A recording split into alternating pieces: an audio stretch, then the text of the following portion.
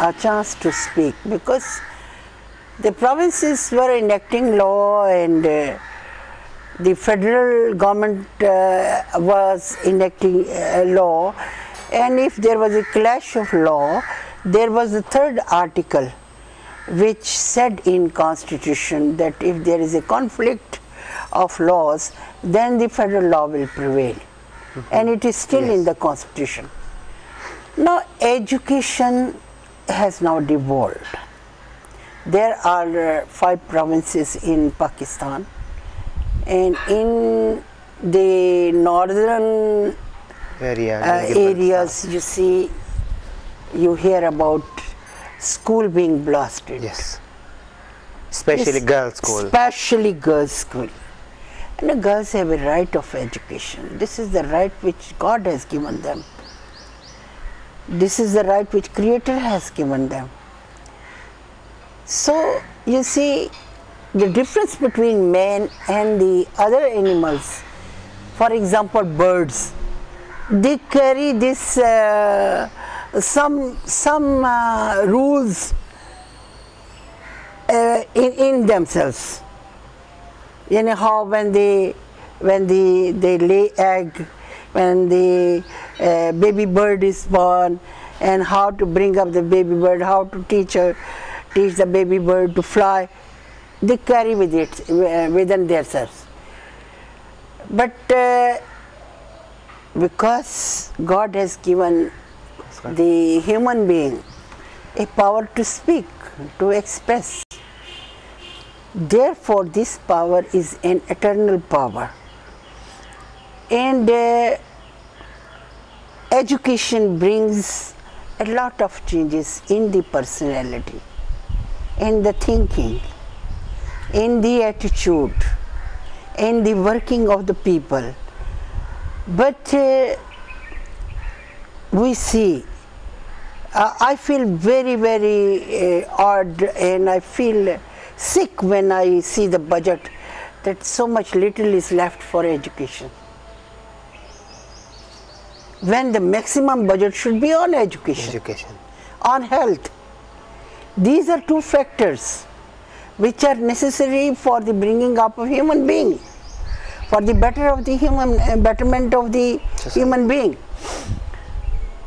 Now you say about that we have brought this Article 25A. You see, in the previous Constitution, this objective resolution and this Article 25 was removing the discrimination of race and religion or the sex. That is also one of the articles of the Universal Declaration of Human Rights. Therefore, the objective resolution was brought in the Constitution of Pakistan. Now, Article 25A says education is the right of the individuals, is the right of the citizen of Pakistan. When it says, then why the government does not take positive steps and make deterrent law to stop those people blasting the schools? Yes. Why the government does not take steps to impart knowledge and skill to the child at the primary level? Why the government does not take steps to stop ghost schools which do not exist at the top? Take very, very stern actions about those authorities which are running these schools. So this is a crime, and it should be stopped, and positive measures should be taken by the authorities concerned with it to stop it, to spread the education, to give more budget for higher education, to give more budget for primary education, to give training to the women. You see, I was proposing in the assembly, I said, well, you change the syllabi change.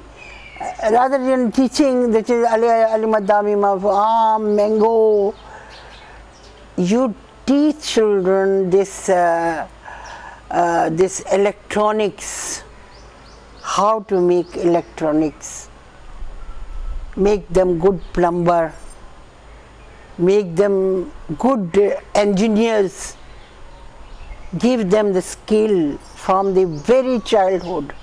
And because you see, we are living at a drastic poverty level, and our children do not proceed from matriculation to the university, concerned university, then of course we can give a very educated child labor to the world. We can send them abroad with education as well as with skill. So that will be the skilled labor. And when you got the skill, you never stop. Now I tell you one thing more. They hurriedly devolved these legislative rights to the provinces. I think it was not fair. And now they have started feeling the complexity of this devolution, of legislative devolution, and later on many problems will come. For example, you see, donor agencies were negotiating for education with the federal authorities. Now there are 5 provinces. Yes. In one province, schools are blasted. They will not negotiate with the donors. In other province, they say, okay, fine, we negotiate with the donors. But that was the federal power. Education, health should remain with the federation, so that you see, if the donor agencies come, then they should be answerable to the donor agencies, what in return they have given to the people of Pakistan. This is exactly is a very complicated situation with the devolution of this legislative powers to the provinces. Who is answerable now? Yes. Yes, because... Now do you understand? Yes. Who is answerable? Where the money is gone?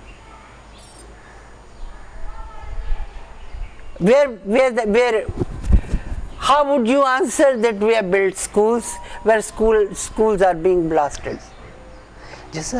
Then you clearly mentioned that schools are being blasted, there is less money for education, and then they have mentioned the education compulsory and the free. Means there is a very much difference that what they are saying, what they are doing. See, that is a complicated situation, you see, confronting each other. They say, okay, this is your constitutional right, but the budget is too poor for education. Well, it is rather given to the army. Yes. Which is not needed over there, but it is needed here. The education, I tell you the grass reality, and nobody would have told you this thing. The education has become very, very expensive in this country. You have to spend about 40 to 20,000 rupees on a child of primary education to send it to a good institution. This is a position now.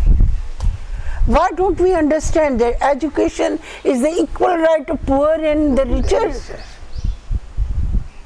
HSN college should not be exclusively meant for the feudal lord's children. But what about a laborer child? He should have the right and opportunity to go to the HSN. These beacon houses, they are making millions of money, extracting this money from the parents. But you see, one comparison was done by the donor agencies about mathematics and about their local language, and they came to know that the children which came from the superb villages were better in mathematics and better in local language. It's the question of the opportunity to the child. And well, when you are not giving this opportunity to the child, I think I cannot give commendation to that comment, whether it is my government or whether it is any government. Justice Saiba, these schools are being, especially girls' school, what do you think, that what kind of mentality is behind such kind of It action? is nothing. It is nothing. It is just the show of anger. You know, when you start killing people, you kill your own people on the land, and from the sky the drone kills innocent people. Yes. Well, of course there is an anger. If you just leave somebody from the warmth of the house, if you kill his children, do you think he will shower flowers? But why girls' schools? This is exactly, police stations are there, this is exactly, hospitals are there. Even boys' school they blast. Yeah, boys' schools, but why schools are targeted? They just, it is just out of vengeance. Because you see, the tribal mentality, Pathan's mind, is a difficult one, and it does not go, you see, with reason or logic. You cannot expect that it will go by reasons or by wisdom or by logic. Say, okay, you say this thing. But before, when drone is... But I tell you one thing. Now these law enforcing agencies or the parliamentarian, I also blame myself. We should make law. We should make law that if somebody blasts a school, money will be recoverable from his own property. He will be held responsible for the losses to the school as well as the punishment.